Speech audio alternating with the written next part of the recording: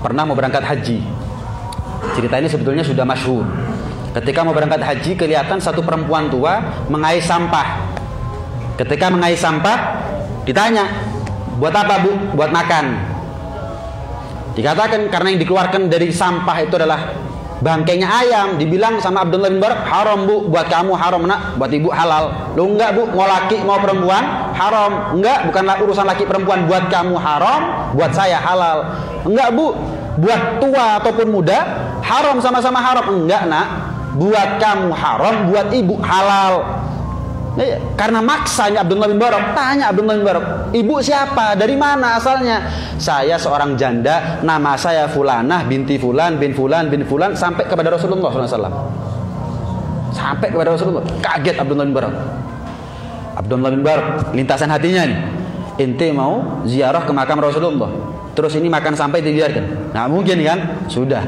Akhirnya ibu ini yang tadinya isinya kresek, isinya kantong itu ayam, bangkainya ayam, dikeluarkan dari balik pakaiannya, dikeluarkan yang namanya dinar, uang bekal hajinya Abdullah. Pulang Abdullah bin Barak, pulang kak situ, nggak ada bekal, sudah dikasih. Wes, singkat cerita, setelah sekian bulan rombongan haji datang, disambut sama Abdullah bin Barak, disambut hajjan mabrura wa sa'yan mashkura wa dzamban maghfura. Yang disambut juga mendoakan Abdullah bin Barak, hajjan mabrura wa sa'yan. Anak nggak haji, jangan didoakan, anda nggak haji. Nggak haji apa sih? Rindur. Nah, kita ini satu kemah bareng kok ngomong dah haji. Bingung, mirip paling. Enggak, yuk kenal tak aku ambil awakmu.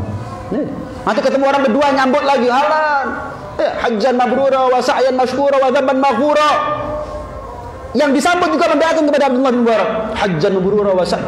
Anda nggak haji. Ya apa sih? Lalu kita ini sa'i bareng, nanti datang orang ketiga, kita ini tawaf bareng, nanti semua orang mengatakan Abdullah bin Barak haji. Orang kampungnya mengatakan Abdullah bin Barak haji. Bingung. Anak istrinya tahu kalau Abdullah bin Barak nggak haji kok. Orang kampung yang ada di kampung yang nggak haji juga tahu. Tapi kok mau seorang ini bohong semuanya segini banyaknya? Kan nggak mungkin. Kalau bahasanya kita ngeprank itu kan nggak mungkin ya. Di prank nggak mungkin ngeprank. Apa ini maksudnya? Wes mimpi Abdullah bin Barak ini. Pikiran sampai tidur mimpi ketemu Rasulullah SAW. Kata Rasulullah SAW,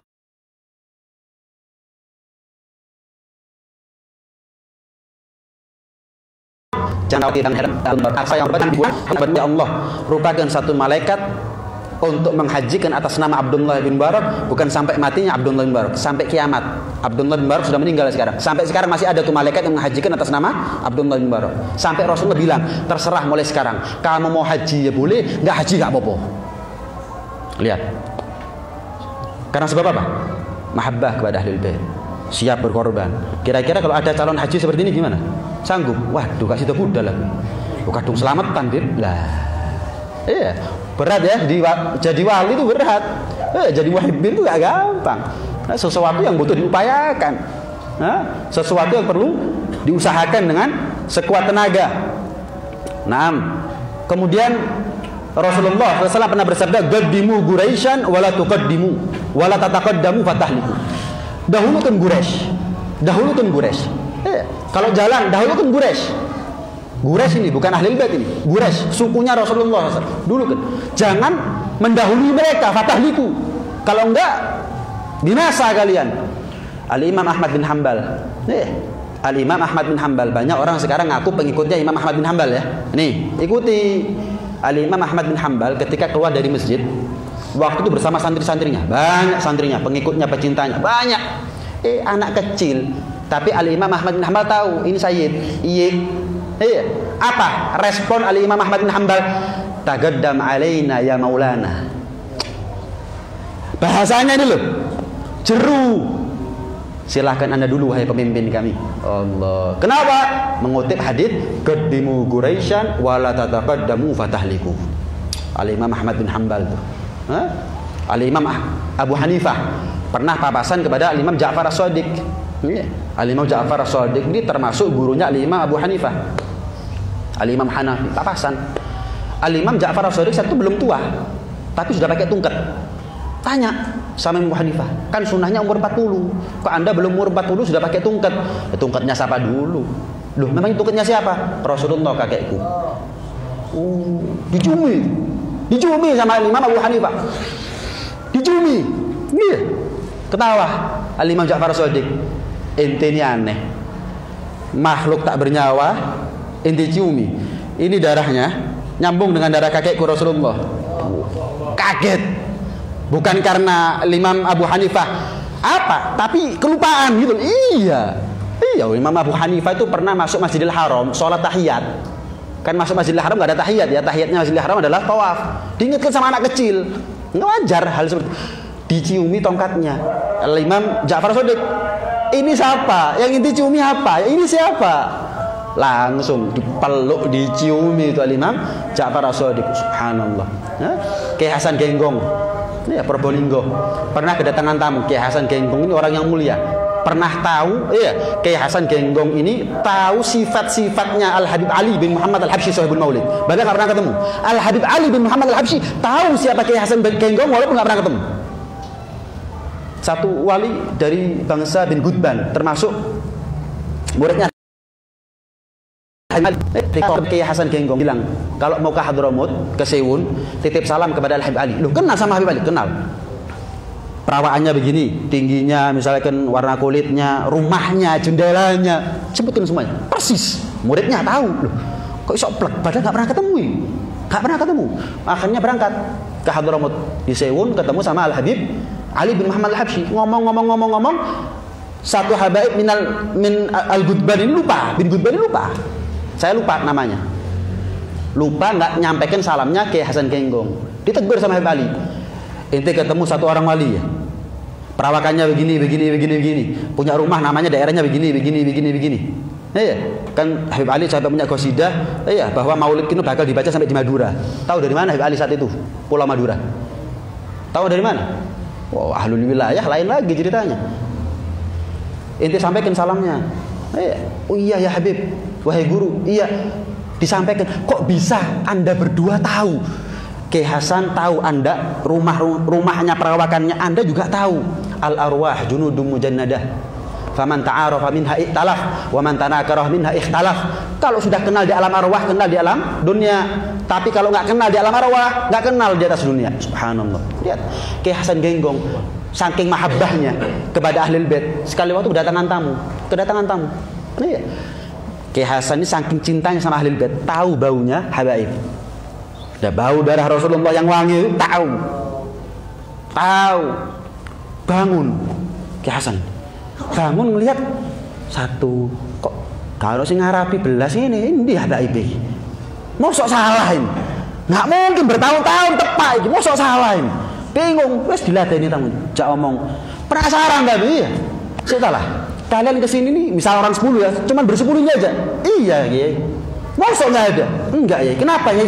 Enggak, penciuman saya ini selama ini nggak pernah salah. Kalau saudara saya mencium, darah bid'atul Mustafa, keturunan Rasulullah SAW, saya selalu berdiri.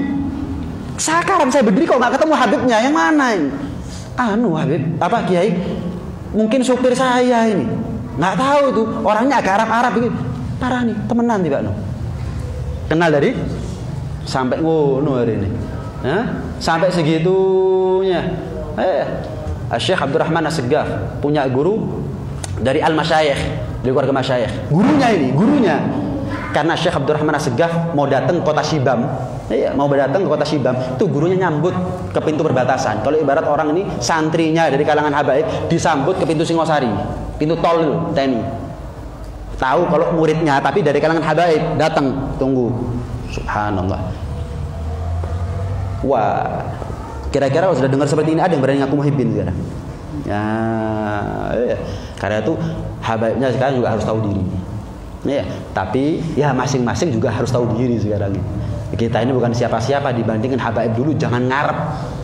Kemudian muhibbin ya bukan hanya sekedar pengakuan, tapi lebih daripada itu adalah pembuktian. Apa artinya kalau pengakuan nggak ada bukti? Justru itu akan merugikan dirinya sendiri. Terakhir pernah Al-Imam Ibn Hajar ditanya, ada sayyid tapi nggak punya ilmu, awam. Ada bukan sayyid tapi kiai besar, yang mana yang lebih afdol? Sayyid. walaupun nggak punya ilmu. Kenapa? Dia mulia karena zatnya.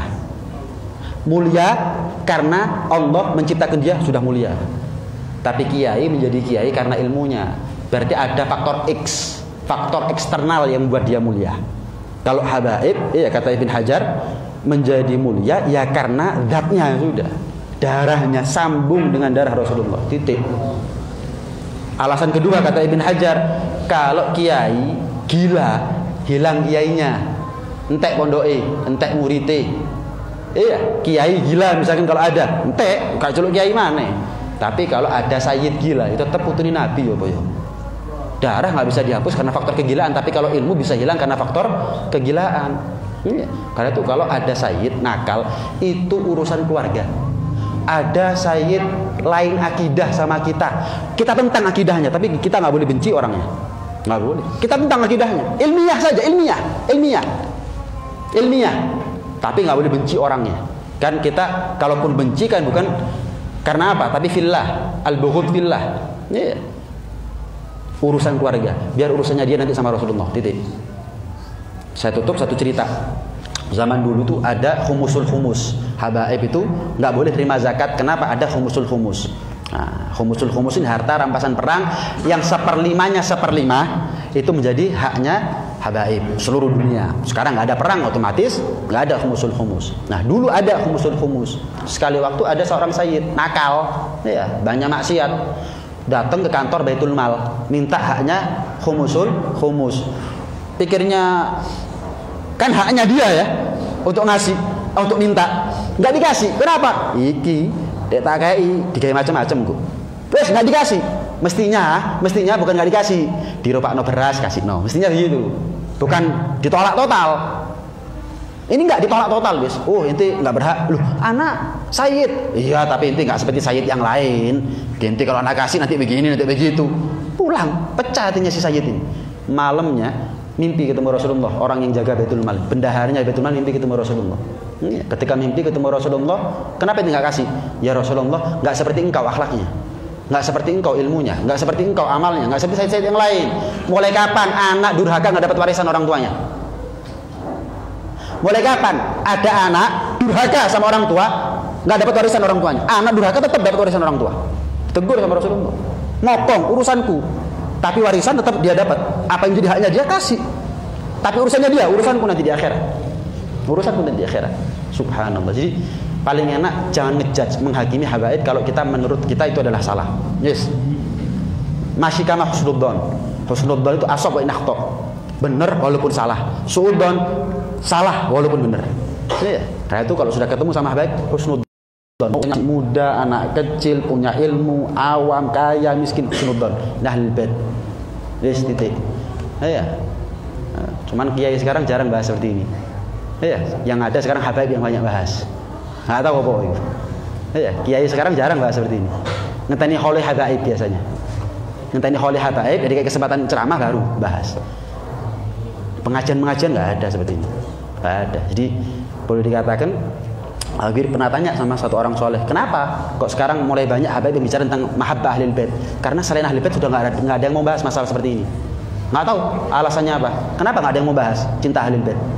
Saya tanya sama sebagian orang soleh, kenapa kok sekarang kan kayak nggak etis ya? Kayak doktrin orang hormati kami, kan nggak etis gitu loh. Terpaksaan. Kitmanul ilm nggak boleh, menyembunyikan ilmu nggak boleh. Kalau nggak ada yang bahas ya sudah, terpaksa kita yang bahas, nggak apa-apa. Kita punya datuk dulu dipateni kok, diracun, dipenggal kepalanya, terus kita mau menyembunyikan hak-hak, nggak sampaikan, nggak ada masalah. Nah, mudah-mudahan selamat kita semuanya. Mudah-mudahan kumpul sama habaib, sama para salaf kita nanti ada di akhirat, kumpul sama kanjeng Nabi Muhammad sallallahu alaihi wasallam. Mudah-mudahan hati kita jadi hati yang bersih untuk bisa cinta kepada ahlul bait. Ahlul bait juga wajib cinta sama ahlul bait. Nah, itu juga double. Bukan hanya yang bukan habaib yang cinta sama habaib juga wajib cinta kepada habaib. Itu juga penting. Mudah-mudahan dikasih selamat dunia akhirat kita semuanya. Amin. Allahumma amin. Amin ya rabbal alamin. Wallahu a'lam.